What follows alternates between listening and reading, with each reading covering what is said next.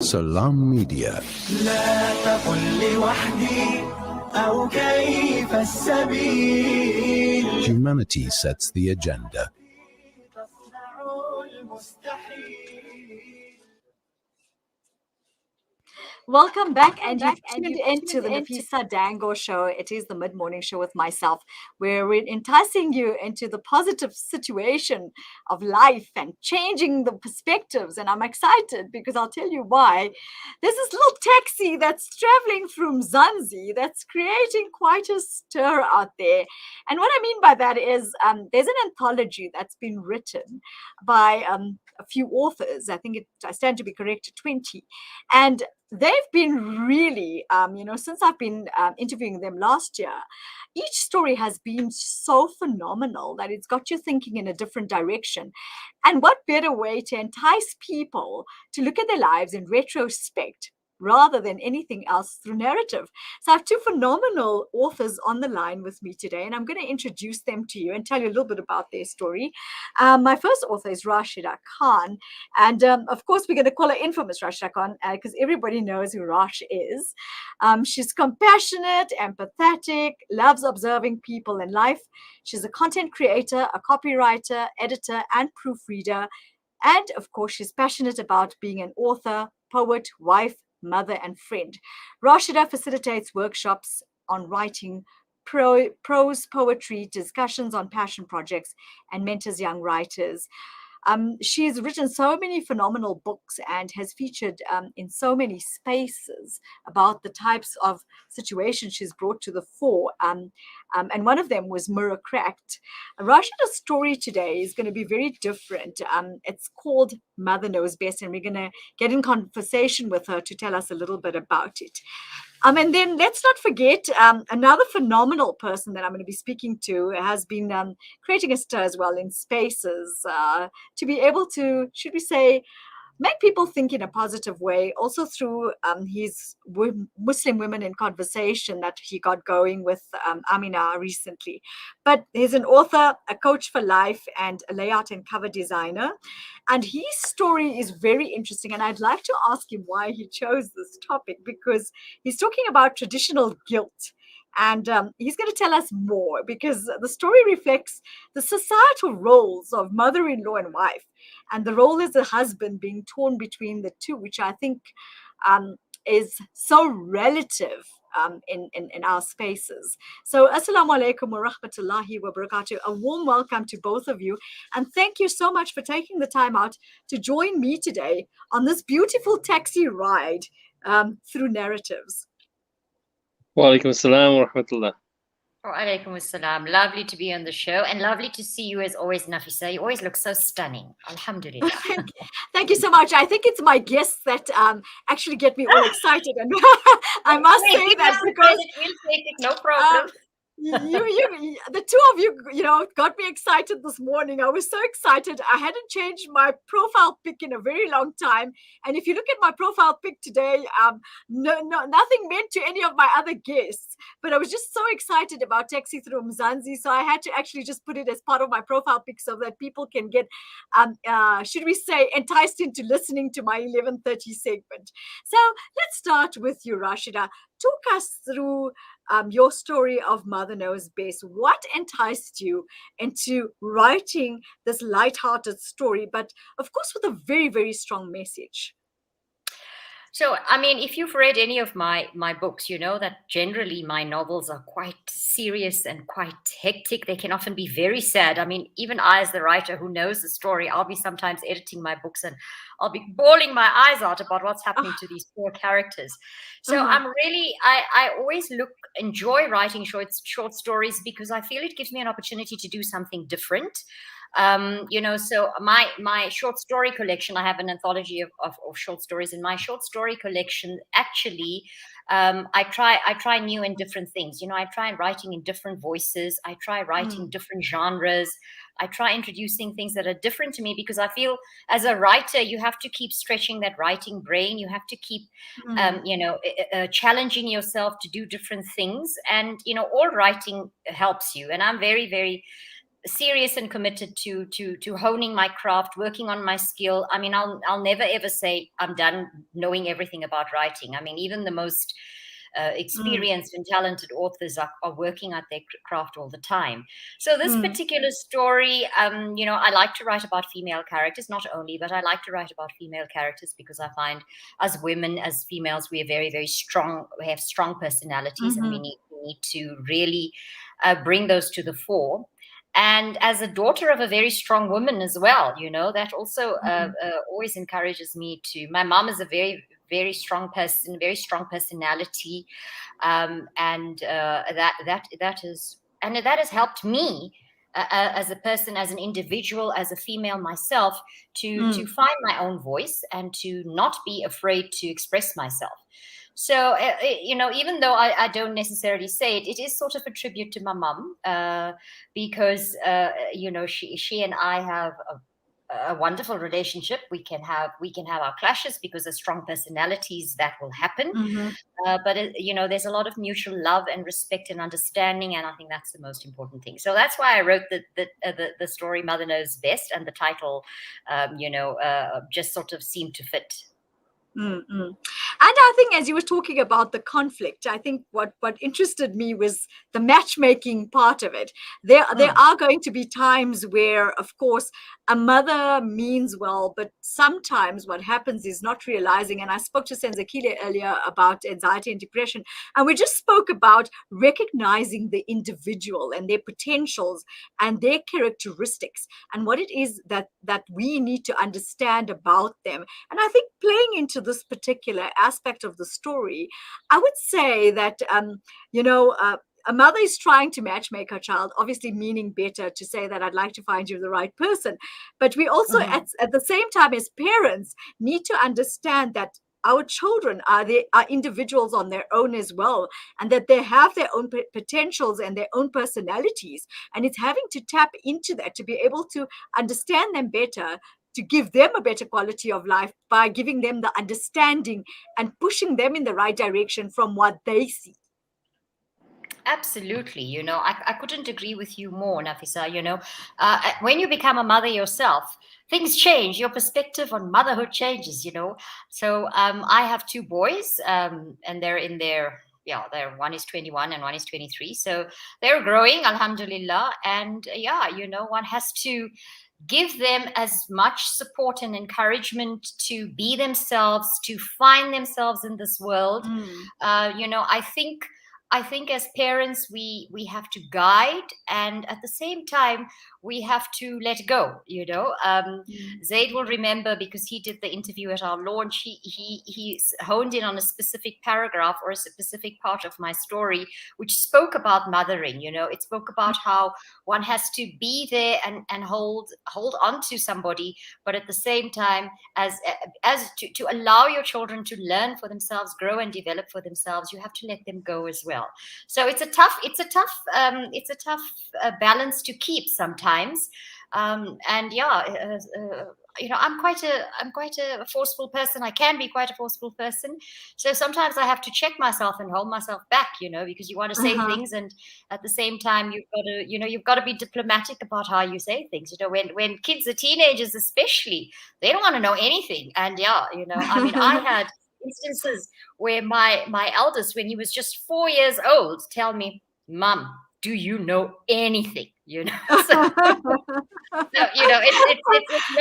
not always easy and it's not always fun, but alhamdulillah, it's a very rewarding journey to be a mother. And I hope that much as we make mistakes along the way, we do the right thing by our children. Right, definitely. I agree with you. Coming on to you, Zaid, we're going to go back to Raashida just now. I'm aching to ask you the question. Why traditional guilt? Wow. The traditional guilt was a theme that carried through originally, but I think the final title we settled on was The Promise of Life, because it talks about the struggle we have between being loyal or maintaining loyalty to our roots and to our cultural inheritance and our family units and things, while at the same time feeling stifled, because the reality of the world around us has changed significantly. through between just the last two generations, let alone over the generations before that. And something that I've come across, and being a parent myself also, I've also experienced this firsthand, is that we struggle to be able to reconcile our experiences and the value system that established within us, and how that is something that our children often struggle to connect with. And so the promise of life, the story that I submitted, it touched on a number of very key themes, and I tried to keep it as light as possible because there's some very serious things in there. But it goes everything from the patriarchy to the matriarchy that we struggle with in our community. But at the same time, also, it touches on the kind of conflict that children feel between wanting to be respectful and loyal and honoring their parents, while at the same time trying to save themselves in the process from being sucked into a life that will just kill their spirit. I agree with you. And it's about trying, like you were saying, to create that balance. And I think a lot of the times, and when I read the word traditional guilt, it's like sometimes you don't realize that the generation is different. So we have to actually try and adapt into that particular space and look at where we're at and ask ourselves, how is it that our kids think? How do they think? How will we help them moving forward by changing the way we think? Because like you say, we stuck in that little bubble of, no, my mom did that, my grandmother did that, so I also need to do that. And then it doesn't just change the situation. We come to a place where we start actually having conflict due to the fact that there's no understanding with the situation at hand. Yeah, that's something that plays through quite often. It's experienced by a lot of homes these days, is that there's such a disconnect between what we want for our children and what we understand they want for themselves based on the very value system that we've installed in them. So we instill a value system in them that encourages them towards a certain way of wanting to live their life. And then we don't try to understand how they've interpreted that value system and implemented it for themselves. So we end up kind of undermining the very value of what we tried to instill in them in the first place. But the other thing that it wasn't deliberate at the time of writing, but it came through afterwards when I kind of looked back on and edited the story later on, was that there's a very interesting balance that, not even a balance, more tension that was created between the main character, who was struggling to maintain his place in society as what he thought society expected of him. And he becomes very patriarchal in that way. While at the same time, the strongest influence in his life was a matriarchal one. Right. And so he became the patriarch because of the influence his mother had over him, rather than because he was raised by his father to be patriarchal in that way. And these are some of the conflicts and the contradictions that we experience in our community all the time. And one of the things that I was really enthusiastic about in being able to submit to this anthology was that I believe we have some amazing and very important stories to tell in our community, and we don't tell enough of it, but tell it in a way that makes it more universally accessible, rather than just wanting to have our little pin chart series around the table. I so agree with you there. And that is the reason why we decided to put you on this platform, because here, with being in the humanitarian journalism space, we felt that it was important to create, should we say, awareness, of course, but through no other way but what? Narrative. And narrative is very important to us. It's something that we believe in, and we always would like to bring those books out and those anthologies, because that narrative gets you thinking in another way. It paints the picture that is really there, but it gives you also that food for thought that you're looking for. Stick with us. We're going to be back with you in a second. We're just going for a quick break.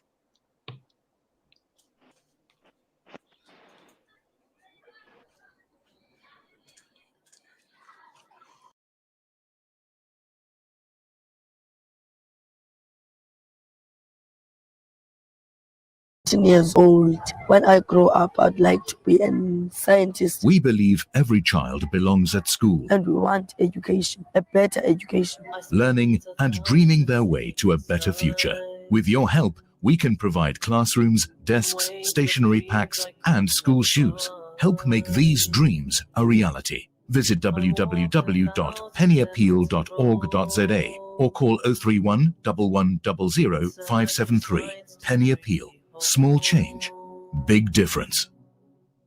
What makes Randery Jewelers the optimum place for your memorable gift? Is it our range of exclusive, high-end, luxurious jewellery? Or is it our master craftsmanship of all your bespoke jewellery needs? We believe it's because at Randery Jewelers, we know just how to make your special moments last forever. Whether it's for a wedding, anniversary, or just a simple gift to show your love, trust Randery Jewelers to make it special. www.randeryjewelers.com. Make your moments last forever with Randery Jewelers, the family name you can trust.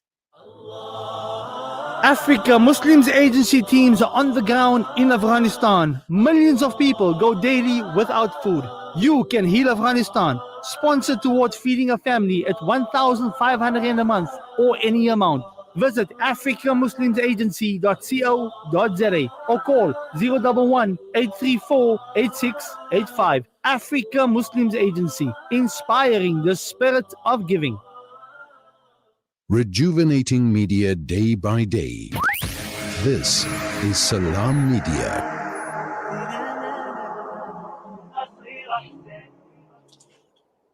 Welcome back to the show with myself, Nafisa Dango, and we're in conversation with Sister Raashida Khan and Brother Zaid Ismail. And of course, and I keep on saying of course, because I'm just like, I can't get over this excitement. And I know Rash always says, I always say of course, but when I think it's stuck in my head when I speak to her, because I just can't get over the excitement of the stories that I've read, these few little synopsises about Taxi Through Mzansi and how exciting it is. And it's gotten me thinking in so many directions. So when we're done on this, please do go again and get your hands on one of these copies and start reading, because trust me, it's really going to help you in many directions.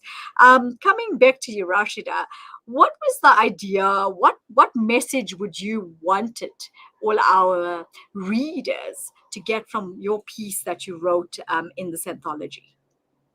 So I think I think that it's very important for us to allow ourselves to be guided and to learn from our own whatever our own ideas and our own personalities and characters, and also our own beliefs and philosophies. But at the same time, if we just get stuck in that, I think that's a very, very dangerous course of action, for anybody.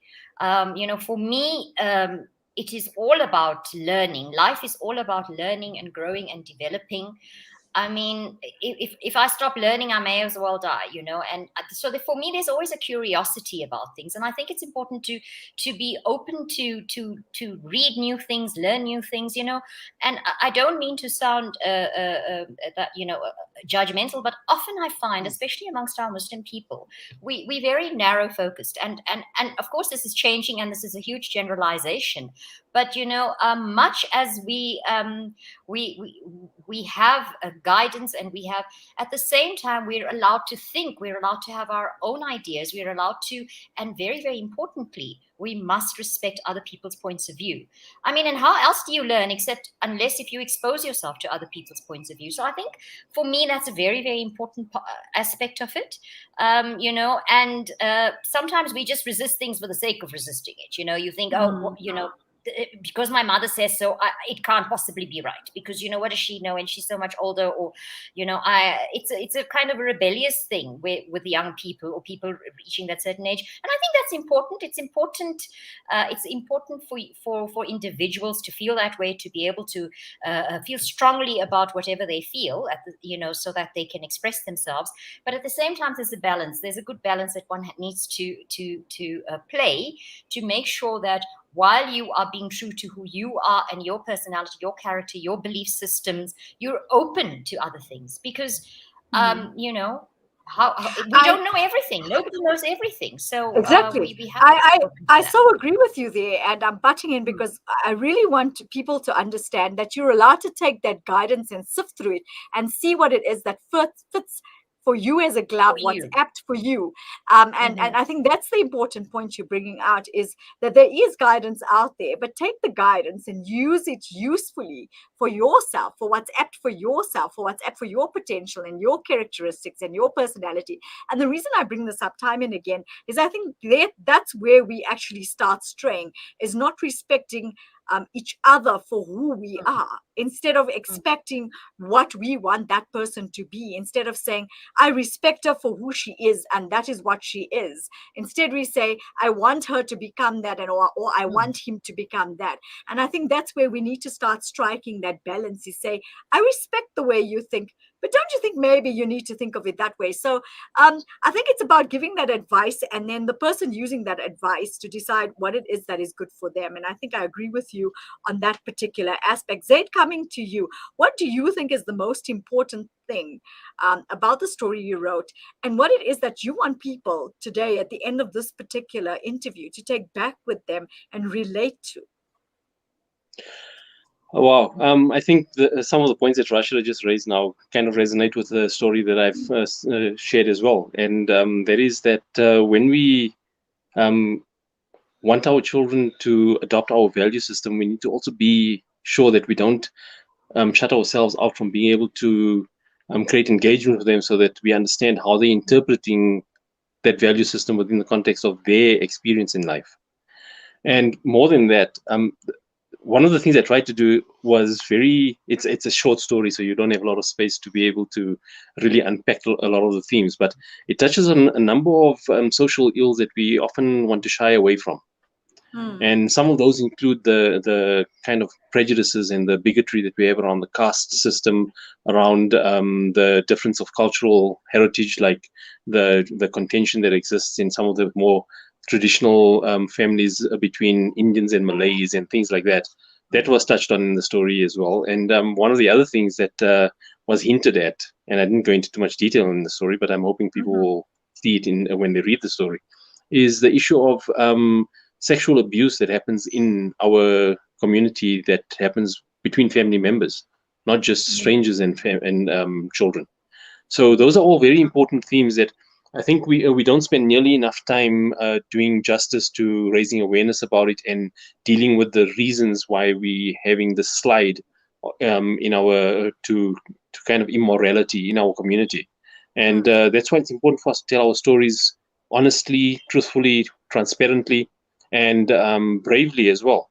Because the more we avoid talking about what it is that is hurting us, the less we create opportunity to actually do something about it. I so agree with you. And that was the point that I was going to bring up, is that a lot of the times, and I love this narrative, I love this anthology, because like you say, it's so powerful. These stories are short, but they're so impactful.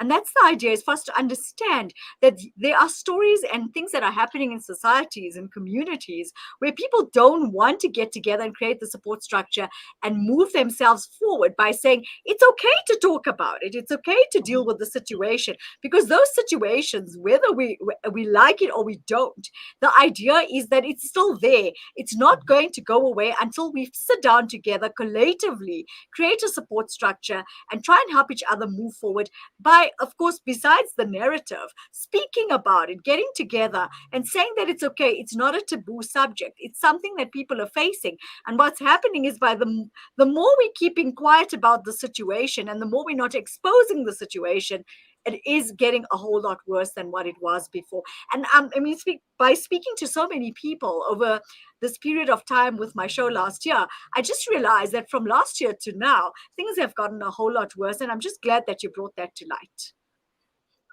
Raashida, what would you like to leave us with today?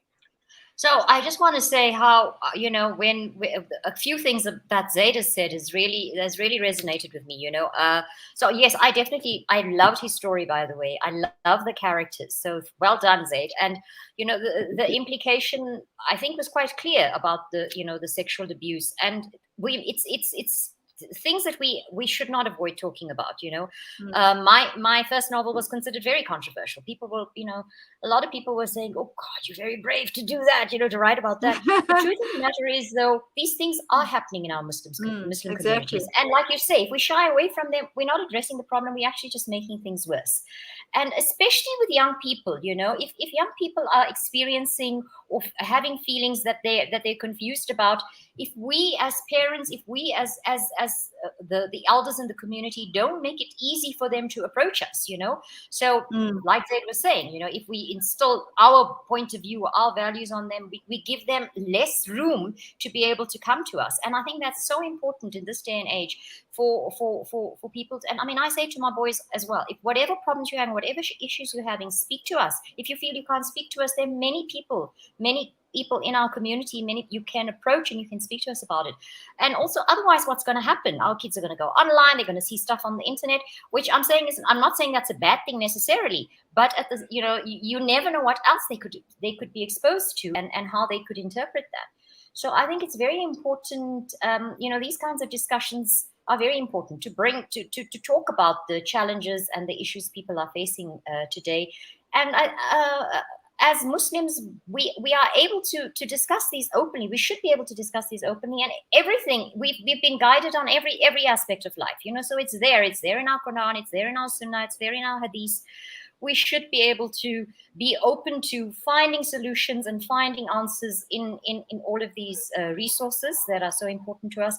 But I think it's just so important for us to make sure we're keeping the conversations open. So thank you for giving me the opportunity to have that little last bit of say. Thank you. No, I actually appreciate that last bit of say, because it gets people thinking on other levels, and it makes them understand that there are people out there and you're not alone. You're not facing that situation alone. And I think a lot of the times people look at it as an isolated situation, to say it's only me, it's only happening to me, but it's not. Maybe if you create those support structures out there, you'd be able to understand each other and help each other move forward. Zaid, before we go, do you think it's important for people to start creating and building? Because, I always believe in one thing on this show. The show is meant to be create positivity, but it's also to be able to give you that platform through people like yourselves to be able to build relationships and structures, to be able to move not just individuals, but communities and societies forward in life. Absolutely. And I think part of the maturing of a society or community is the ability to be able to introspect with honesty and sincerity about what it is that makes us good and what makes us bad. And something that Raashida touched on again about the access to social media and the internet and that sort of thing. That's something we need to realize about our children, is that we can only control the way they conduct themselves as long as we have control over their conduct. The moment they have that independence and they have nothing that holds them true to what it is that we expect from them, that's when they're going to start exploring and trying to understand and make their mark in this world in a way that might be completely foreign to us. But if we create an opportunity for them to be able to embrace the value system with us, and for us to also be able to learn from them about how it is that we can shift our perspectives in some cases, in other cases adapt the way we do things so that we can continue to be relevant within the context of our lives, then that creates a healthier society. But there's one more very important point I want to raise in all of this, and it kind of comes through almost indirectly through the title of the book. The title is Through Mzansi. And if anything, I'm hoping that will get us to realize that we're not an insular community that operates in isolation from the rest of the world. Because we conduct ourselves like that in many ways, but our children are growing up in a reality that says that you are not part of this protected, closed, cocooned environment. You are part of a much broader narrative that's playing out. And honestly, this might come across as unfair criticism to some, but I honestly believe that within that context, the Muslim community in South Africa has not taken its rightful place in contributing towards the upliftment of the country as a whole.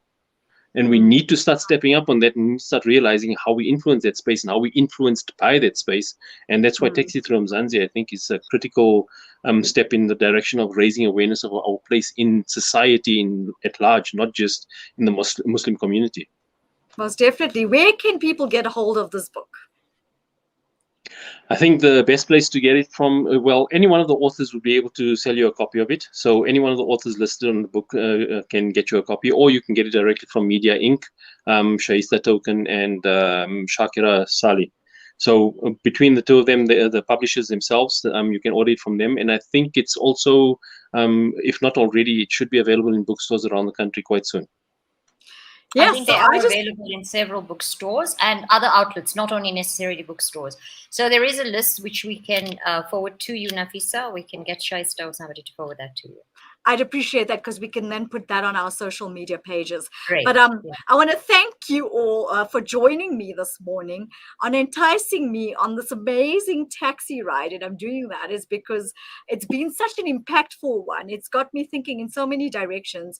And I'm sure it's got many of our viewers today to actually listen to this and think about why it's necessary to get a hold of that book. Because that book stands for many things. It stands for starting a support system. It starts opening up taboo subjects. It makes us think about the things that we need to change in our lives together as a united community and a united society. So the book is not just a little book written there about stories about taxi through Mzansi, but when you take that taxi ride, and believe me, I have, through a little synopsis here and there, and I'm aching to get my hands on that book, it's changed the way I think about many different topics. So thank you so much for enticing us into, should we say, many positive spaces and giving us good food for thought. And we wish the two of you nothing but the best going forward. Thank you so much for joining us. Assalamu alaikum wa rahmatullahi wa barakatuh.